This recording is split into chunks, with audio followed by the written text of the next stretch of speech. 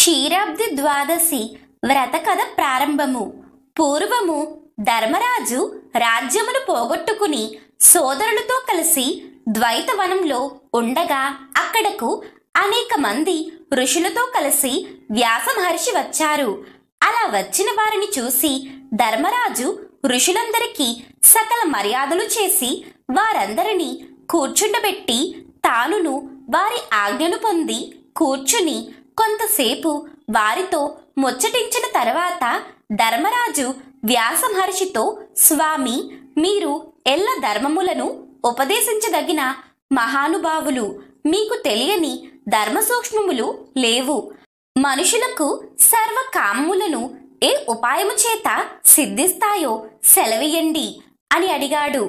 అప్పుడు వ్యాస మహర్షి, నాయన, మంచి ప్రశ్న వేశావు. ఈ విషయమే పూర్వం నారద మహర్షి బ్రహ్మను అడగ్గా సర్వకామ ప్రదములగు 2 వ్రతములను చెప్పారు. అందులో ఒకటి క్షీరాబ్ది ద్వాదశి వ్రతం, రెండవది క్షీరాబ్ది శయన వ్రతం.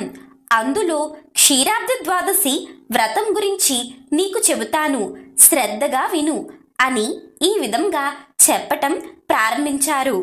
కార్తీక శుక్ల ద్వాదశి నాడు సూర్యాస్తమయం అయిన తరువాత పాల సముద్రంలో యోగ నిద్ర నుంచి లేచిన శ్రీ మహావిష్ణువు సమస్త దేవతలతో మునులతో శ్రీ మహాలక్ష్మీదేవితో కలిసి బృందావనానికి వచ్చి ఓ ప్రతిజ్ఞ చేశారు. అదేమిటంటే, ఏ మానవుడైనను ఈ కార్తీక శుద్ధ ద్వాదశి రోజు సర్వ మునులతో దేవతలతో కూడి బృందావనంలో తాను వేంచేసి ఉన్న సమయంలో లక్ష్మీదేవితో కూడి తులసి పూజ చేసి తులసి కథను విని భక్తితో దీపదానము చేసిన వారు సర్వ పాపములు వీడి నా సాయుధ్యమును పొందుతారు అని అన్నాడు. అందుకే అంతటి పుణ్యవ్రతమును మీరు కూడా ఆచరించండి అని చెప్పాడు వ్యాస మహర్షి. ఈ వ్రతము చేయువారు కార్తీక శుద్ధ ద్వాదశి రోజున సూర్యుడు అస్తమించిన తరువాత స్నానము గాని దానము గాని పూజ గాని చేసినచో అధిక ఫలితము పొందెదరు. క్షీర సముద్రము నుంచి లక్ష్మీదేవితో కూడి సమస్తమైన పనుల చేత కీర్తింపబడుతున్న పరమేశ్వరుడైన నారాయణుడు ఎచట వాసము చెయ్యును. అట్టి బృందావనమునందు పూజనీయుడైన నిత్యుడై తులసి సన్నిహితుడై శ్రీమన్నారాయణమూర్తిని బ్రహ్మాది సమస్త దేవతలను భక్తియుక్తులై పూజింపవలయును. కావున మానవ మాత్రులు ఎవరైనా ఈ వ్రతము చేసిన సమస్త పాపములు నశించి విష్ణు సాయుధ్యమును పొందెదరు.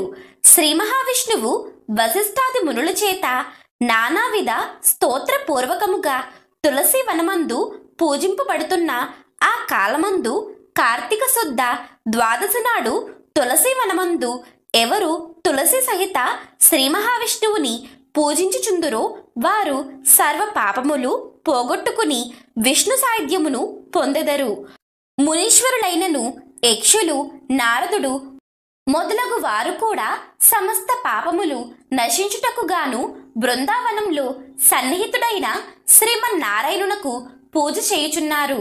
పవిత్రుడైనను శూద్రుడైనను మహాపాతకము చేసిన వాడైనను కార్తీక శుద్ధ ద్వాదశి అంటే ఈ క్షీరాబ్ది ద్వాదశి రోజున తులసి సహిత శ్రీ మహావిష్ణువును పూజించిన వారి పాపములు అగ్నిహోత్రంలో వేసిన పత్తిపోగువలే నశించును.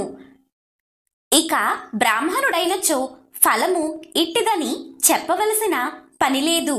తులసి సహితుడైన శ్రీ మహావిష్ణువును పూజ చెయ్యని వారి పూర్వపుణ్యము కూడా పోయి నరకమునకు పోవుదురు. బృందావనమున సన్నిహితుడైన శ్రీ మహావిష్ణువును పూజించినచో స్వర్గమును పొందెదరు. బృందావనము చాలా మహత్యము కలిగినది. అచట పూజించినట్లయితే శ్రీ మహావిష్ణువుకు అత్యంత సంతోషకరమని పూర్వము దేవతలు, గంధర్వులు, ఋషులు మొదలగు వారందరూ బృందావనమందు సన్నిహితుడైన శ్రీ మహావిష్ణువునకు పూజ చేసిరి.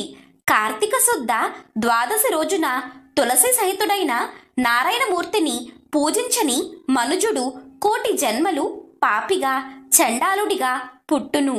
ఈ రోజున బృందావనమందు శ్రీ మహావిష్ణువును శ్రద్ధగా భక్తితో పూజ చేసినట్లయితే బ్రహ్మహత్య మహాపాతకములు కూడా పూర్తిగా పోయి అనేక పుణ్య ఫలితాలు పొందుతారు. అట్టి మహాపుణ్యకరంబగు నట్టిదిగాన తులసి బృందావన సన్నిధానమునందు శ్రీ మహావిష్ణువును పూజించుట ప్రశస్తమగును అని వ్యాసమహర్షి చెప్పగా విని ధర్మరాజు, అయ్యా, ఈ వ్రతము చేయవలసిన విధానమెట్టితో కూడా నాకు సూచించండి అని అడగగా వ్యాసమహర్షి ఇట్లు చెప్పదొడంగెను. ధర్మరాజా, ఈ వ్రతము చెయ్యువారు స్నాన సంధ్యా వందనాలు పూర్తి చేసుకుని యథావిధిగా నానావిధ వేద మంత్రముల చేతగాని పురుష సూక్తము చేతగాని శ్రద్ధ భక్తులతో పూజ చెయ్యవలెను.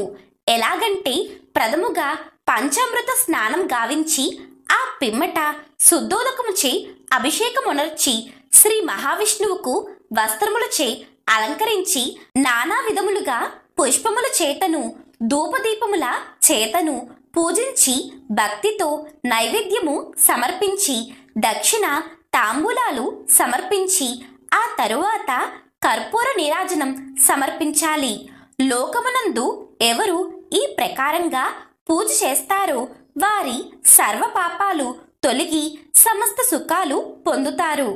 ఏకాదశి నాడు ఉపవాసం చేసి ద్వాదశి పారణ చేసుకుని సాయంకాలం మళ్ళీ స్నానమాచరించి శుచియే తులసికోట దగ్గర చక్కగా శుద్ధి చేసి గోమయముచే అలికి రంగుల ముగ్గులతో అలంకరించి పద్మము, శంఖము, చక్రము, పాదములు 5 వన్నెల ముగ్గులు పెట్టి తులసికోటను అందంగా అలంకరించి లక్ష్మీ సహితుడైన శ్రీ మహావిష్ణువును తులసిని భక్తితో సరోపచారాలతో పూజించి గీతా వాద్యాలతో వేదఘోషలతో తులసి కథను వినవలెను. లక్ష్మీ సహితుడైన శ్రీ మహావిష్ణువును తులసిని భక్తితో సరోపచారాలతో పూజించి గీతా వాద్యాలతో వేదఘోషలతో తులసి కథను వినవలెను. పుణ్యము కోరువారు ఎట్లయినా తులసి కథ మహత్యమును వినవలయును. విష్ణుదేవునికి మిక్కిలి ప్రీతి చెయ్యాలన్న ద్వాదశి రోజున బ్రాహ్మణ సభలో తులసి వ్రత మహత్యమును విన్నచో దుఃఖములన్నీయు నశించి విష్ణులోకమును పొందెదరు. ఈ పూజ సమయమందు ధూపదీపాలు చూసిన వారు కూడా గంగా స్నాన ఫలితాన్ని పొందుతారు. నీరాజనం చూసినచో పాపమంతయు నిప్పులో పడిన పత్తి వలె నశించును. నీరాజనమును నేత్రమందు శిరస్సునందు అద్దుకున్న వారికి విష్ణులోకము కలుగును. తరువాత కొబ్బరి, బెల్లము, టెంకాయ, ఖర్జూరము, అరటిపళ్ళు, చెరుకు ముక్కలు మొదలగునవి స్వామివారికి నివేదన చేయవలెను. తులసి సహితుడైన శ్రీ మహావిష్ణువునకు నైవేద్యం సమర్పించి తాంబూల నీరాజనములు ఒసగి మంత్రపుష్పాలతో సహా పూజ పూర్తి చేసి తులసి సహిత లక్ష్మీనారాయణ మహత్యమును దీపదాన ఫలితమును విని అనంతరం బ్రాహ్మణులకు శక్తి కొలది తాంబూలం సమర్పించుకోవాలి. ఈ వ్రతము ఆచరించిన వారి కోటి జన్మల పాపములు నశించి లోకమున సమస్త భోగములు అనుభవింతురు. ఈ ద్వాదశి రోజున బృందావన సన్నిధియందు అవశ్యము దీపదానం చెయ్యవలెను అని వ్యాసమహర్షి చెప్పగా విని దీపదాన మహిమను చెప్పమని ధర్మరాజు అడగగా వ్యాసమహర్షి ఈ విధంగా చెప్పుతున్నారు. ధర్మరాజా, కార్తీక శుద్ధ ద్వాదశి దినమున బృందావన సమీపమున దీపదానం చేయవలెను. ఒక దీపము దానము చేసిన ఉపపాతకములన్నీయు నశించును. 10 దీపములు దానం చేసిన వారికి శివసాయుధ్యం కలుగును. ఇంతకు మీదట దీపదానం చేయుట వలన స్వర్గాధిపత్యం పొందుదురు అని వ్యాసమహర్షి చెప్పగా విని దీపదాన మహిమను చెప్పమని ధర్మరాజు అడగగా వ్యాసమహర్షి ఈ విధంగా చెప్తున్నారు. ధర్మరాజా, కార్తీక శుద్ధ ద్వాదశి దినమున బృందావన సమీపమున దీపదానం చేయవలెను. ఒక దీపము దానము చేసిన ఉపపాతకములన్నీయు నశించును. 10 దీపములు దానం చేసిన వారికి శివ సాయుధ్యం కలుగును. ఇంతకు మీదట దీపదానం చేయుట వలన స్వర్గాధిపత్యం పొందుదురు. బ్రహ్మాదులకు దీపదాన ప్రభావం వలనని వైకుంఠమునందు శాశ్వతమైన నివాసము కలుగును. కార్తీక శుద్ధ ద్వాదశి రోజున బృందావన సన్నిధియందు దీపదానము ఎవరు చేస్తారో వారు వైకుంఠములో సమస్తమైన భోగములను అనుభవించి విష్ణు సాయుధ్యమును పొందుతారు. దీపమును దర్శించుటచే ఆయుష్షు, బుద్ధి, బలము, ధైర్యము, సంపత్తులు, పూర్వజన్మ స్మరణ మొదలగునవి కలుగును. దీపానికి ఆవు నెయ్యి వాడవలెను. అది సాధ్యపడనిచో మంచి నూనె వాడటం మధ్యమము. ఇప్ప నూనె తదితర నూనెలు అధమం. ఆవు నెయ్యితో దీపం వెలిగించి దానము చేసినట్లయినా జ్ఞానలాభం కలుగుతుంది, మోక్షప్రాప్తి లభించును. మంచి నూనెతో దీపం వెలిగించిన కీర్తి, సంపదలు లభిస్తాయి. ఇప్ప నూనెతో దీపం వెలిగించిన ఇహభోగాలు కలుగుతాయి. వనతైలము వలన కామ్యార్థములు సిద్ధిస్తాయి. ఆవ నూనెతో గాని అవిస నూనెతో గాని దీపం పెట్టిన శత్రువులు నశించును. అలానే ఆముదముచే గాని దీపం ఉంచిన సంపద, కీర్తి, ఆయుష్షు క్షీణమగును, అనగా నశిస్తాయి. గేదె నెయ్యితో దీపం వెలిగిస్తే పూర్వం చేసిన పుణ్యం కూడా నశించిపోతుంది. దానికి స్వల్పంగా ఆవు నెయ్యి కలిపి దీపం పెట్టినట్లయితే ఎటువంటి దోషము ఉండదు. ఒక వత్తితో దీపం పెట్టి దానం చేస్తే సమస్త పాపాలు పోయి తేజస్విగాను బుద్ధివంతుడుగాను అగును. 4 వత్తులతో దీపమును పెట్టి దానము చేసిన రాజగును. 10 వత్తులతో దీపం వెలిగించి దానం చేసిన చక్రవర్తి అగును. 50 వత్తులతో దీపం వెలిగించి దానము చేసిన దేవతల్లో ఒకరగును. 100 వత్తులతో దీపం వెలిగించి దానం చేసిన విష్ణు సాయుధ్యమును పొందుతారు. 1000 వత్తులతో దీపం వెలిగించి దానం చేసిన ఇంద్రుడితో సమానమైన వారు అవుతారు. ఈ దీపదానము విష్ణు క్షేత్రమందు తులసి సన్నిధానమునందు చేసినట్లయినా విష్ణులోక ప్రాప్తి కలుగును. ఈ దీపదానము వలననే ఇంద్రాదులకు వారి వారి పదవులు దొరికినవి. ద్వాదశి నాడు దీపదానము చేసిన వారు, అలాగే దీపాల వరుస ఎవరు చూసి ఆనందపడతారో వారి పాపాలన్నీ నశిస్తాయి. ఈ దీపదాన మహిమను విన్నవారు, చదివినవారు మోక్ష ప్రాప్తులగుదురు అని వ్యాస మహర్షి చెప్పగా విని ధర్మరాజు మహా ఆనందమును పొంది తులసి మహాత్మ్యమును చెప్పమని కోరగా వ్యాసుడు ఈ విధంగా చెప్పుతున్నాడు. తులసి మహిమను పూర్తిగా బ్రహ్మదేవుడు కూడా చెప్పలేడు. అయినా ఆ బ్రహ్మదేవుడు నారదునకు చెప్పినట్లు చెబుతున్నాను, విను. కార్తీక మాసంలో తులసి పూజ చేయువారు ఉత్తమ లోకమును పొందుతారు. ఉద్దాన ద్వాదశి నాడైనను తులసి పూజ చెయ్యని వారు కోటి జన్మలు చండాలులై పుట్టుదురు. తులసి మొక్కను వేసి పెంచిన వారు దానికి ఎన్ని వేళ్ళు పారునో అన్ని మహాయుగములు విష్ణులోకమునందు ఉందురు. తులసి దళములు కలిసిన నీటితో స్నానమాడిన వారు పాపములు వదిలి వైకుంఠానికి చేరుకుంటారు. తులసి ఉన్న చోటుకు యమకింకరులు దరిచేరలేరు. బృందావనమును వేసిన వారు బ్రహ్మత్వాన్ని పొందుదురు. తులసి తోట వేసి పెంచుట, తులసి పేరును దాల్చుట, తులసి దళములు భక్షించుట పాపహరములు. తులసి వ్రతము అమోఘమైన ఫలితాన్ని కలిగించు దివ్యవ్రతము. తులసి దళమునందు పుష్కర తీర్థము, గంగానది అని పుణ్యనదులు, పవిత్ర ఉదకాలు. శ్రీమన్నారాయణుడు సమస్తమైన దేవతలు అందు నివసిస్తుంటారు. ఘోర పాపములు ఎన్ని చేసిన వాడైనా తులసి మృతికను పూసుకుని చనిపోయినచో వారిని దూరం నుంచి కూడా యమదూతలు చూడజాలరు. కేశవుణ్ణి గాని పరమశివుణ్ణి గాని తులసి గుత్తులతో పూజించినచో పునర్జన్మ కలగదు. కార్తీక మాసంలో 1,00,000 తులసిదళ వ్రతమును ఆచరించి శ్రీహరిని పూజించు వారికి సమస్త సంపదలు సమకూరును. తులసిని స్థాపించుట వలన, స్పృశించుట వలన, పెంచినందు వలన, తులసిని గురించి చదివిన, తెలుసుకున్న, మనోవాక్కాయ కర్మలచే ఆచరించిన సకల పాపములు హరిస్తాయి. నర్మదా నదిని చూడటం, గంగా నదిలో స్నానం చేయటం, తులసి వనాన్ని సేవించటం, ఈ 3 పనులు సమాన ఫలితాన్ని కలగజేస్తాయి. తులసి వనాన్ని స్థాపించువారి సమస్త పాపాలు హరించును. ఇష్టకామ్య సిద్ధి కలుగుతుంది. యముని వల్ల భీతి కలుగదు. యజ్ఞాలు, యాగాలు, పూజలు, వ్రతాలు సమస్తం కార్తీక మాసంలో చేయుట వలన రెట్టించిన పుణ్యాన్ని కలగజేస్తాయి. తీర్థయాత్రలు దేహాన్ని, మనస్సును పునీతం చేస్తాయి. వీటి వల్ల కలుగు పుణ్యఫలం అనంతం. కార్తీక మాస ద్వాదశి తిథియందు తులసి దళములతో పూజలు చేయని వారు చేయు పనులు నిరర్ధకములు, నిష్ఫలములు. అట్టి అజ్ఞానులు ఘోర నరకములు పొందుదురు. తులసి దర్శనము కలగని వారు ఆ సమయమునకు విష్ణు భక్తుణ్ణి పూజింపవలెను. అట్లొనర్చుట ప్రథమమగును. నారాయణ సన్నిహితుడగు భక్తుడు విప్రుడు శ్రీమన్నారాయణాంశ సంభూతుడు అవటం వలన వారిని పూజించుట పుణ్యప్రదము.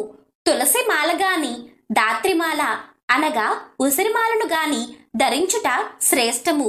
అట్టివారు కొన్ని వేల కోట్ల సంవత్సరములు స్వర్గమునందు నివసించెదరు. ఈ మాలలను దానం చేసిన, ధరించతలచిన తులసీదేవిని, శ్రీహరిని స్మరించవలెను. సమస్త పుణ్యములను కలగజేసి సర్వ పాపాలను హరించును ఈ తులసి దళం. ఈ తులసి మహత్యాన్ని తెలిపే ఒక పూర్వకథను చెప్పెదా వినుము అని ఈ విధంగా చెప్పనారంభించాడు వ్యాసుడు.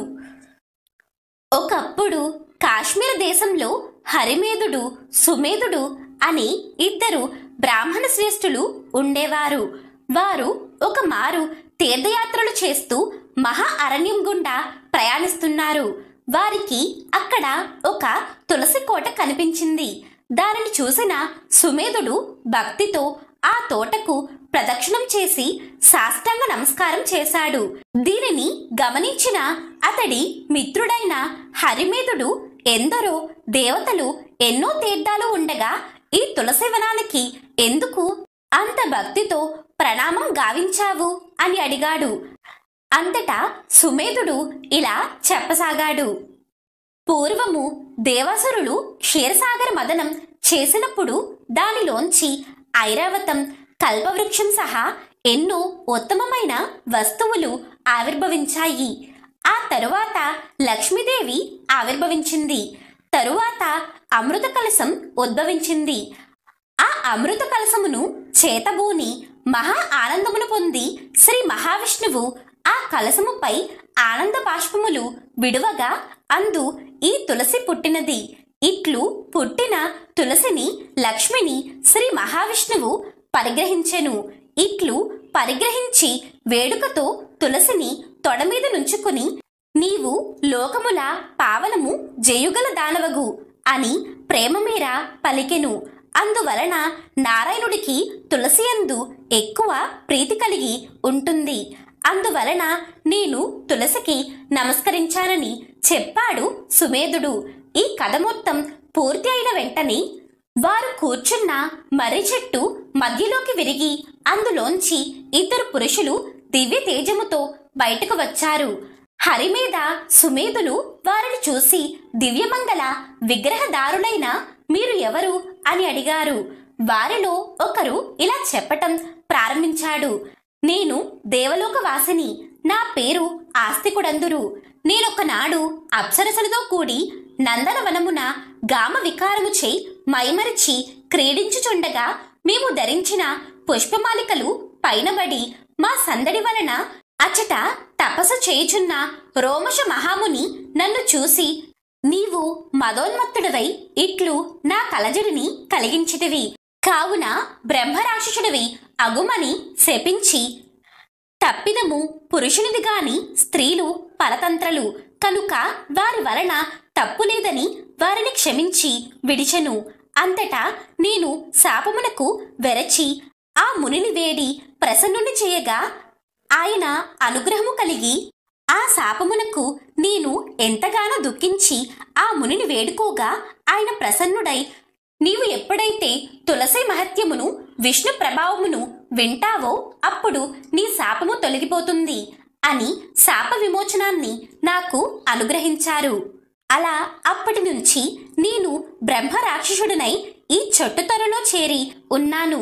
మీరు విష్ణునామాన్ని తులసి మహిమని గురించి ఇంతవరకు చెప్పినది విన్నంతటా నా శాప విమోచనం అయ్యింది. ఇదంతా మీ అనుగ్రహమని విన్నవించుకున్నాడు. అంతటా రెండవ అతను కూడా తన కథ గురించి వివరిస్తూ, ఈయన పూర్వమొక ముని కుమారుడిగా నుండి గురుకుల వాసము చేయుచుండి ఒక అపరాధము వలన బ్రహ్మ రాక్షసుడివి అవ్వమని గురువుచే శాపము పొంది ఇట్లు నాతో కలిసి ఉన్నాడు. మేమిద్దరము మీ దయ వలన పవిత్రులమైనాము. ఇట్లు మమ్మల్ని అనుగ్రహించినారు కనుక మీ తీర్థయాత్ర ఫలితము సిద్ధించినది అని చెప్పి వారిరువురు వారి త్రోవను బోవగాని బ్రాహ్మణులిద్దరూ ఆశ్చర్య ఆనందముతో మునిగి తులసి మహిమను పొగుడుచు యాత్ర ముగించుకుని ఇండ్లకేగిరి. ఈ కథను ఎవరు విన్నను వారు సర్వ పాపములు వదిలి యుక్తమగతిని చెందుదురని బ్రహ్మ నారదునకు చెప్పెను అని వ్యాస మహర్షి చెప్పి, ధర్మరాజా, ఇట్లు క్షీరాబ్ది వ్రతము చేసి తులసి కథ విన్నవారు ఉత్తములవుతారని వివరించాడు వ్యాస మహర్షి.